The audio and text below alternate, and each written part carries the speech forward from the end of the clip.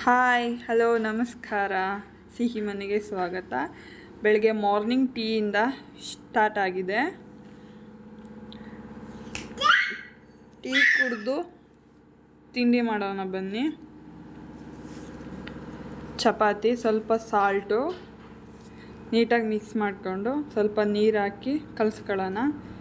ಒಂದು 5 ನಿಮಿಷ ಮ್ಯಾರಿನೇಟ್ ಆಗಲಿ. ಬಾಣಲಿ ಪಲ್ಯ ಮಾಡೋಣ. ಒಂದು ಸ್ವಲ್ಪ ಎಣ್ಣೆ, ಕರ್ಬೇವಿನ ಸೊಪ್ಪು, ಸಾಸಿವೆ, ಜೀರಿಗೆ ಇದೊಂದು ಸ್ವಲ್ಪ ಫ್ರೈ ಆಗಲಿ. ಹಸಿಮೆಣ್ಸಿನ್ಕಾಯಿ, ಈರುಳ್ಳಿ